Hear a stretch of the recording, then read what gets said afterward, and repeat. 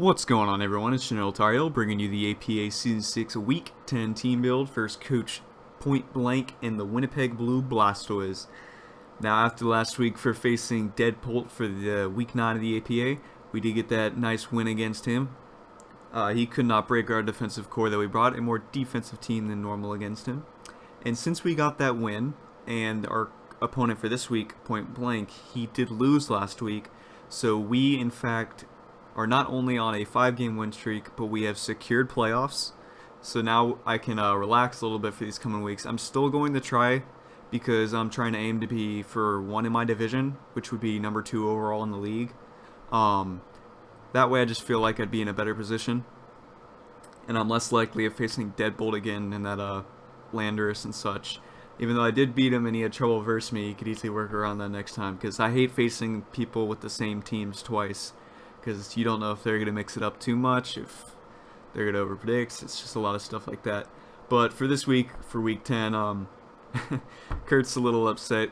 Kurt, Pointblanke here, he did take over for Coach Dylan DeGraffey. After he was 2-5, Dylan at the drop, and Kurt offered to take over since Point was an analyst, but then he ended up dropping from that. So he decided to come back and be coach. So this team was mainly drafted by Dylan. So I'm going to quickly go over the team for his roster. You got Kangaskhan. Dylan just wanted to get it because we did allow Mega Kangaskhan this season, but since he picked up Kangaskhan, no one could pick up the Mega form, which was very evil of him. But so you got Kangaskhan as the totem pick. You got Mega Gardevoir, Manaphy, Kartana, Dragonite, Galvantula, Donphan, Uxie, Drapion, Blaziken, Chinchino, and Sneasel. Just quickly to point out that Blaziken is not a Speed Boost Blaziken, it'll only be Blaziken. So looking at his team overall, he's got a lot of more special offensive threats than physical. He does have some physical threats, of course, in like the massive Kartana, Dragonite, a little bit of Donphan and Sneasel, and Blaziken, of course. Actually, he's got plenty. It just about evens out. But Kurt did say he was going to go for a little fun for these last few weeks, since it's impossible for him to make playoffs at this point. So I'm kind of banking off that, but I'm still banking off him trying a little bit, just because Kurt, I've helped him with a lot of team builds. He helped me with mine, like just like a good. He was like one of the first people that helped me out when I joined the APA last season, and I actually haven't faced him yet in any league. I was going to face him in PMU Showdown, but then that unfortunately just stopped because Carson, who was in charge, wasn't capable of keeping it running, so the league had to unfortunately stop. I was going to face him there, but now I finally get to face him, and we're going to see how this goes, just to show I am the master behind some of his teams. But starting off, I decided to expect a defensive Uxie. This is mainly for like Excadrill, Mega Pinsir. This thing is very bulky on the defensive side if you actually put investment into it. Most people just put HP and then they mix up the rest, but if you just go max defense, this thing can eat anything. I have the scariest set that you could possibly see from a Uxie, and this is what I'm going to expect if I see it. Foul Play could be an easily fill-in move for an actual Psychic Stab, but it is helpful in case I get Swords Dance off with Excadrill or Mega Pinsir. U-Turn for momentum, and then the important moves, Light Screen and Reflect, along with how Light Clay. This is very hard for me to get rid of. Hugo brought it against me before with that Audino. It's the fact I don't have any Defog on my team anymore. It's just Rapid Spin on Excadrill.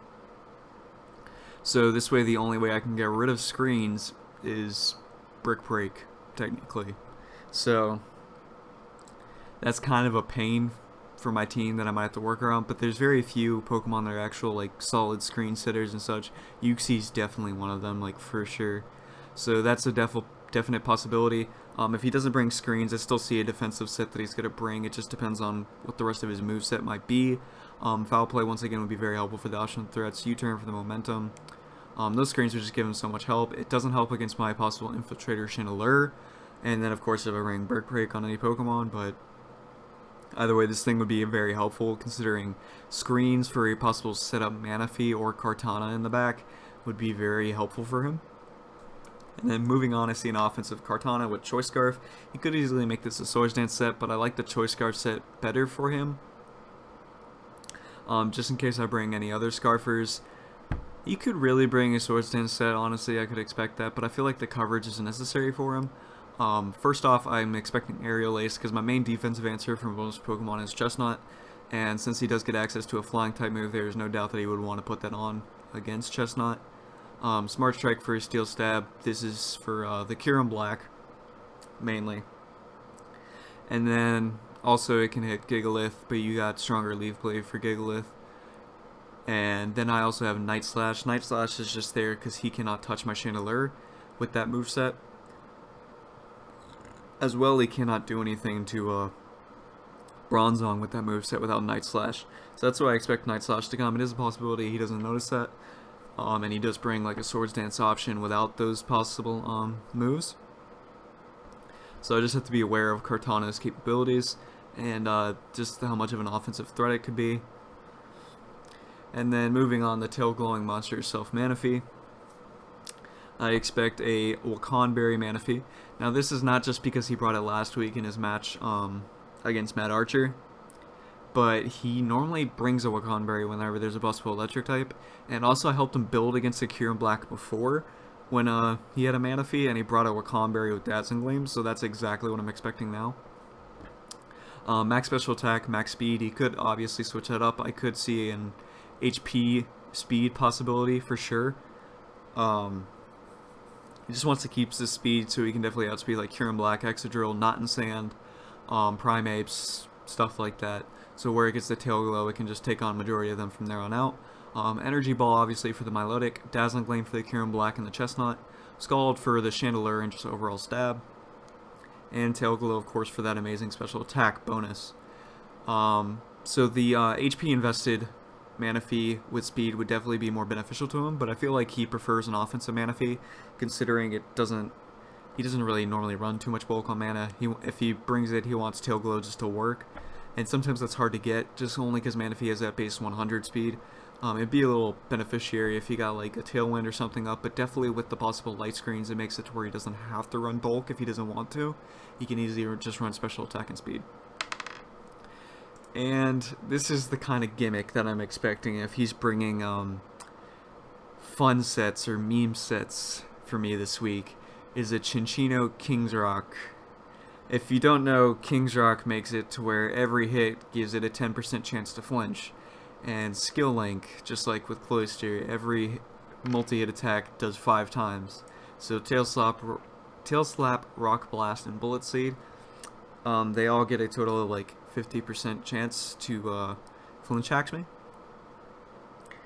which is going to be very annoying to say the least. I don't think the math actually adds up to 50% in that way, so that's kind of false on my part. But either way, it's just more of a troll set. It is actually something for him to bring, which is a possibility. Cinccino's coverage actually does well against my team. Bullet Seed, of course, hits with Milotic and the Gigalith. And of course, enough Tail Slaps with the stab can of course actually hurt Chestnut greatly. So not many things are switch-ins. Chandelure doesn't even get a real switch-in just because of the Rock Blast. And he can even get U-turn just to see what my switch-in is. So Cinccino can actually be a problem this week, which is something I thought I'd never say. But this thing's obviously, it can be a pest, and that's why I'm expecting it this week. He could bring Bandit if he actually wants to focus on getting more damage. But I feel like the King's Rock set would just be the troll set he's looking for. Because people were pushing him to bring Bright Powder against me. It's just like, you know, what to expect. And then next up, a defensive Donphan, just another answer for possible Excadrill. Earthquake, Stealth Rock, Rapid Spin, Knockoff. He could opt for a Rock type move in order to hit Kyurem Black as well, make his Pinsir. But Earthquake just for the roll of stab, hit that Chandelure, even though it shouldn't really stay in against Chandelure considering its special defense is pretty low. But mainly just for the Excadrill, because it does one-shot Excadrill without any attack investment.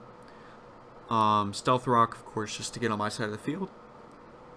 Rapid Spin to get rid of any possible hazards I get on his side of the field, because he doesn't want rocks up for like the possible Galvantula if it's sashed. You know, if you want mana just to have maximum health, stuff like that.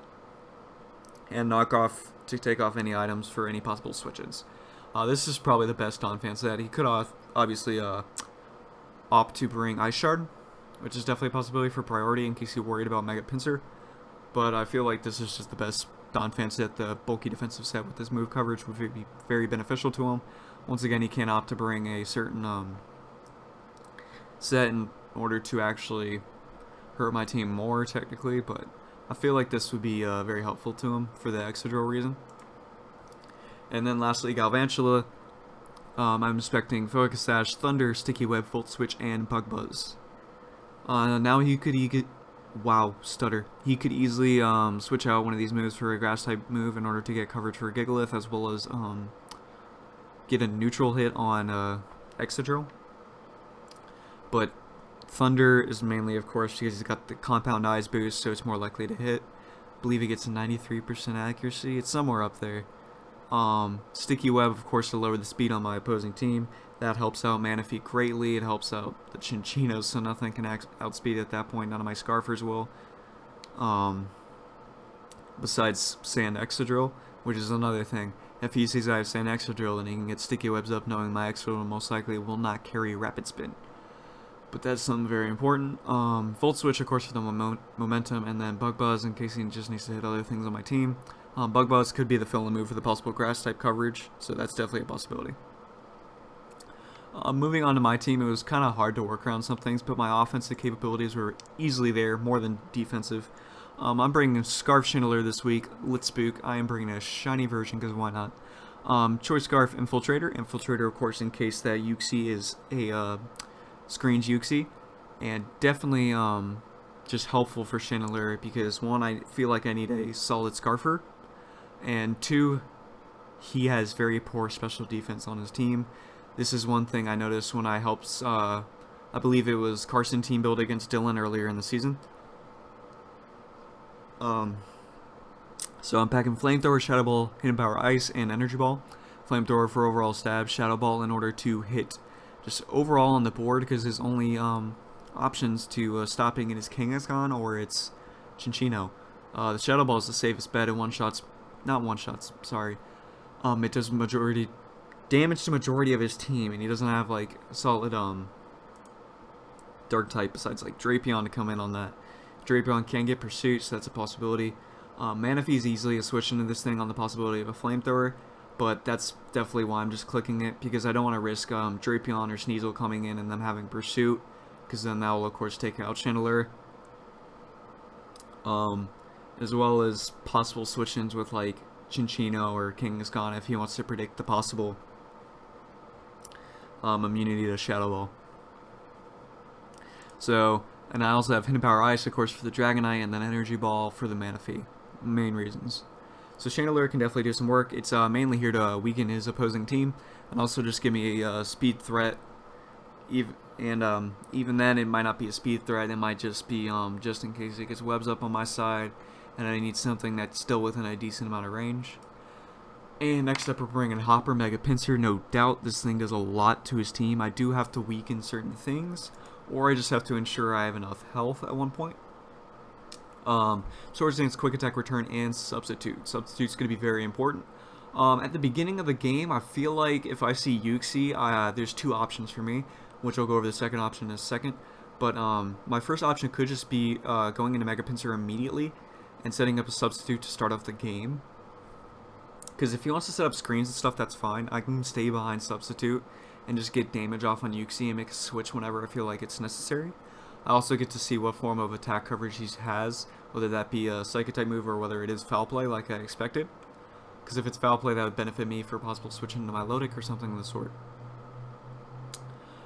This does a lot to his team. The main reason I have Substitute is because he does get priority outspeed in Sneasel. Sneasel already outspeeds Mega Pincer, so my Quick Attack, even though it does get priority, his Ice Shard gets priority, and that will do more than me. I don't necessarily expect Sneasel. It does get offensive, like a good offensive advantage against my tanks and Gigalith, because it gets access to low kick.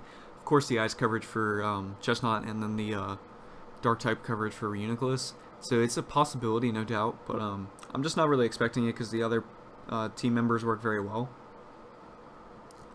But basically, I just have to make sure I have enough health if I see the Sneasel, because I will have to take an Ice Shard Mega Pincer does get like 120 defense, I believe. It does keep the 65 HP, but the base 120 defense is actually a little bit helpful. I was debating on a bulk up set instead of a Swords Dance set, but the +2 is more helpful than a just a 1.5 boost, a +1 boost. So I felt like that would be just more beneficial. And if you do look at his team, he has absolutely 0 flying resist. That's why I don't have to worry about bringing Close Combat or Earthquake. Even though Close Combat does give me a for sure kill against Kartana without any Swords Dance setup. I just felt like it wasn't necessary. I felt like the substitute would be more helpful, to say the least. But basically this thing just destroys his team after a +2, and if I have rocks up inside his field, the only thing that lives a +2 return for him would be, I believe Donphan could live after rocks. Yuxi definitely lives if it's a defensive set, and I believe Manaphy just has to get slightly weakened, and Juripion might have to get slightly weakened if it's a bulky set. But basically the only things that are living after a +2, and if I have rocks up, is Yuxi and possible Donphan. Manaphy, if it has HP, it will live, but if it doesn't, and then it's a roll in my favor. But Mega Pincer is definitely going to be a cleanup as usual. And then here's an important member. We are bringing Sand this week with Excadrill. I have the Steelium Z Sand Rush, Swords Dance, Earthquake, Iron Head, and Brick Break. Brick Break, you're wondering why. It's just in case of Yuxi having those screens. I want to make sure they can get away. Earthquake and Iron Head is all they really need against his team. Swords Dance, of course, just to give me the boost in attack. And then also, the Steelium Z allows me to one-shot whether a max defense Donphan or a max defense Yuxi. I get to decide which one's more important at one point. If Yuxi's already weakened, I can opt to Iron Head it. One, mainly because its only option of killing me would be foul play. So I just have to really see where I am at one point. A +2 Earthquake will do around, I believe, a max of, I want to say, 80% of Donphan. So if I get Donphan weak enough at one point, that's when I can save the Steelium Z for Yuxi, no doubt. But Earthquake and Iron Head just as the rest of his team easily. +2 does kill everything on his team. Manaphy does live a +2 Earthquake if it's only max HP, max defense. If it's HP, it still dies after rocks, I believe. So his team cannot handle Excadrill and Sand once I for sure either I have to weaken Donphan or Yuxi, one or the other. That way I can for sure get one of them with the kill on with Steelium Z, and the other one would die otherwise. Of course, Dragonite, I would have to break the multi-scale in order to kill him with Iron Head after a +2, but of course if I have Stealth Rocks up, then I don't need to worry about that. As you're seeing right now, Stealth Rocks are kind of a priority for me, so I need to take note of that. Having 2 Swords Dance Sweepers again, I just love Excadrill and Mega Pincer because it just gives me 2 options to win a game after the rest of my team already weakens them, and it's just so amazing. I honestly really like it, this team combo, and I saw my boy Panther picked him up for the APA Wi-Fi, which you guys should check out. They felt like they should venture off more than Showdown and get into the Wi-Fi League. I would love to be interested in it. They only picked people that could record, of course, and I don't have a cap card from a DS or anything like that. But Wi-Fi definitely is interest. I like Showdown just for the speedy battles and whatnot, because I like to be somewhat of a fast player, even though I do like my calcs, as you know. And next up, Zackstone, of course, bringing the Smooth Rock with the Sand, just so I can get the maximum amount of speed for, sorry, not maximum amount of speed, maximum amount of turns with Excadrill.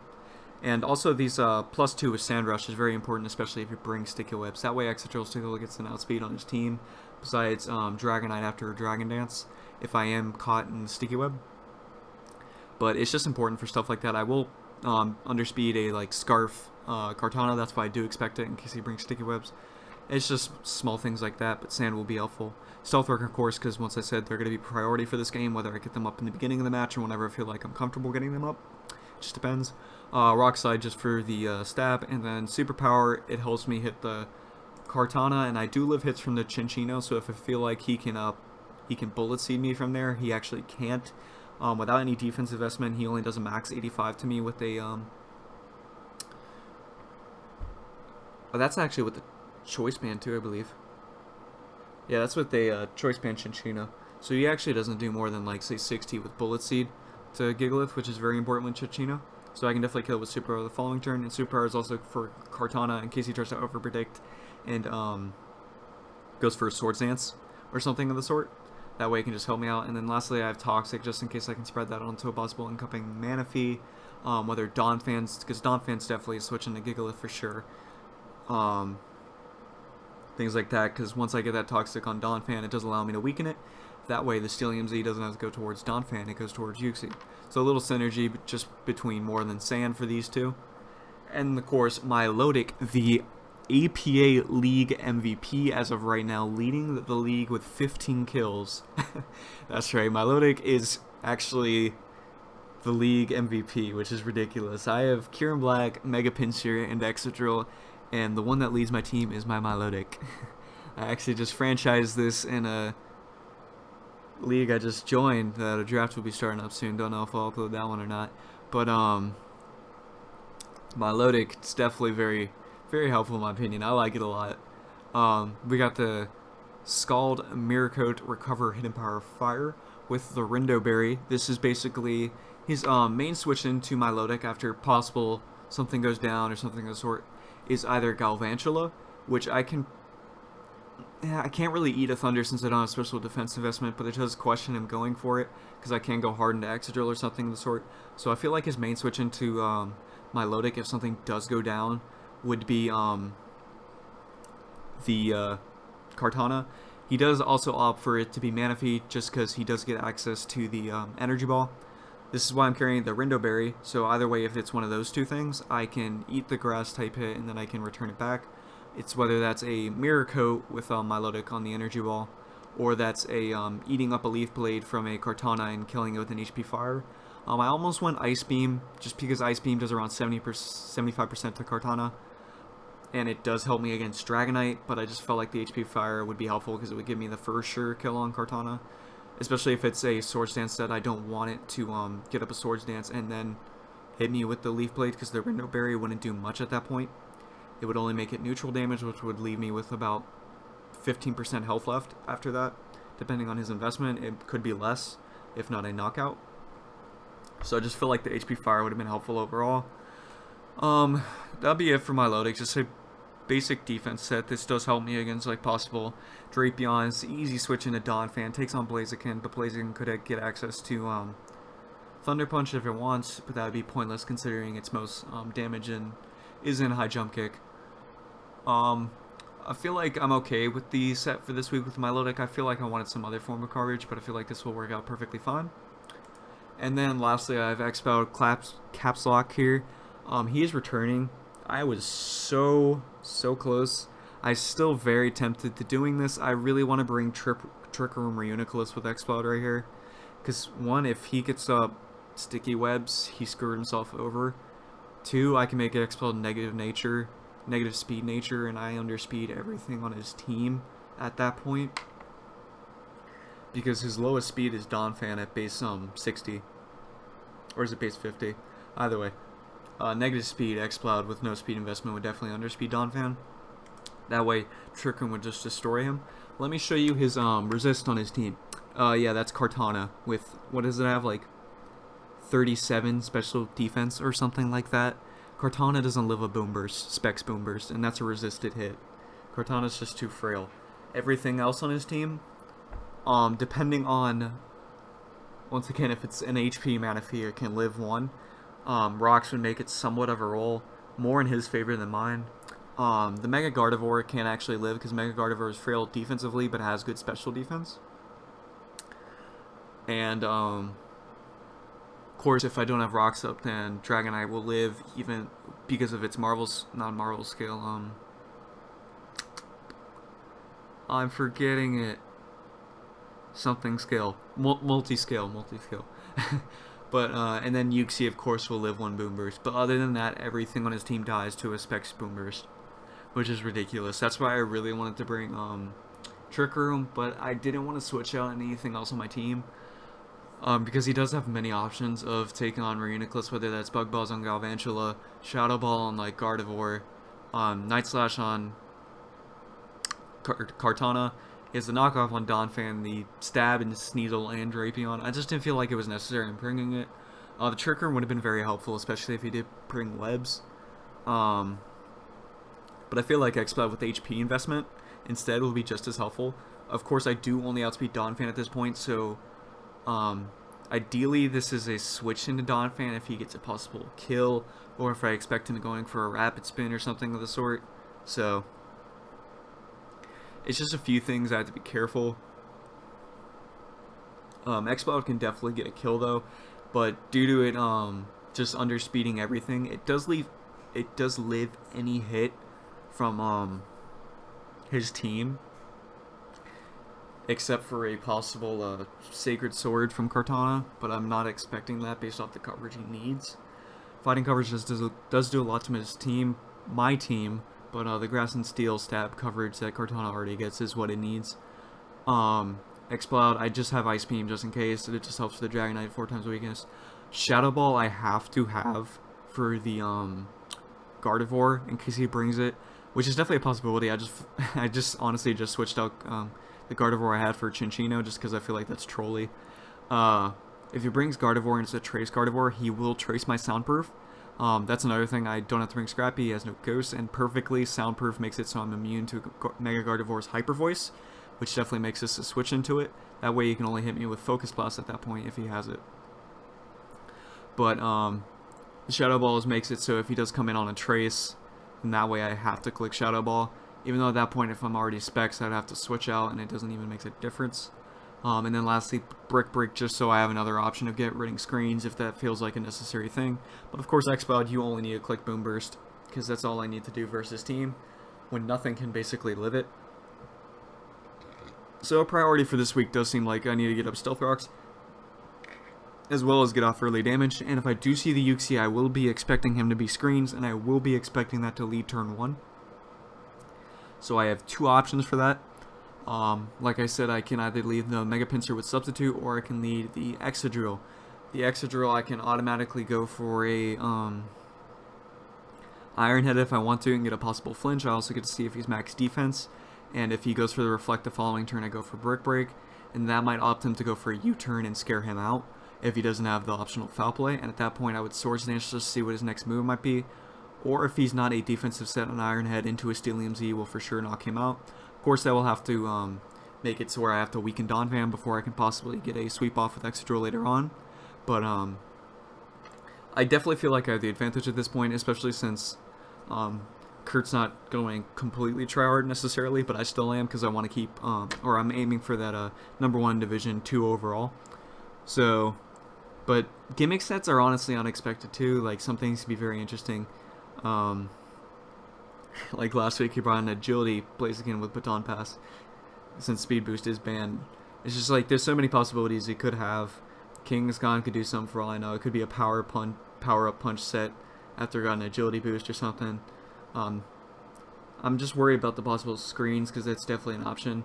I tried to find out from Carson, who's good friends with Kurt, if he could, if he's used to bringing screens. He said he has brought them before, but it's not like it's a usual thing. He doesn't normally have Pokemon that can do that. So I'm not going to be too worried about this match, considering I do have playoffs set. But if I do get that #1 in my division, that way I don't have to face Deadpool from last week. I would face someone else, which would be of my preference, because he does have a very nice team, and that is scary. Of course, actually, that might be Hugo at that point if I do get #1. So, I mean, it all depends at one point whether I want to do. But, hopefully we can continue this win streak, hopefully make it 6 as of this week, and then make it a nice 7-3. I'm not going to lie, at the beginning of the season, I did call out that I was going to be 9-3, so if that happens, that'd be pretty cool. I mean, I did get the losses to different people than expected, and earlier than expected. Kind of called the first week, because I said my hacks were going to consist of, or my losses at the beginning of the season were going to consist of a Haxie game, which I guess would be Cloud from week 1. Sorry. I expected to lose to Hugo, which didn't happen because unfortunate hacks.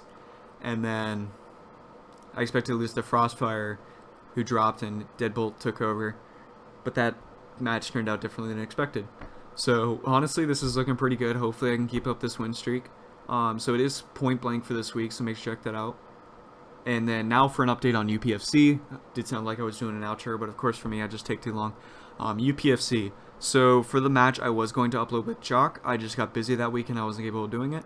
And I was good around doing an upload of both the replay with Jock and the match I was going to do that week. But for that week was the actual last week of the UPFC. The Peppers did manage to get their final win with Coach Chewy winning over against Wumbo. So that way, I don't even get my featured match. I was going to be the following week, and I still did do it. I did play against Dylan for a gimmick featured match, but I didn't feel like recording any of it. I just felt like the UPFC was over at this point. Didn't even make their formal playoffs because I did go 1-2 technically before all that went down. But I'm perfectly fine with that. Going to be looking for another league to possibly record, whether that be PMU if that gets another startup, because I told Kurt he should do that. Wink, wink. But also possible league that I just entered in that I did franchise my load, like I just said. So hopefully that might be starting soon. I'll give an update on that in possible battles. But make sure to check out the battle tomorrow for the APA. That'll be it from me. Make sure to sub, like, share, deuces.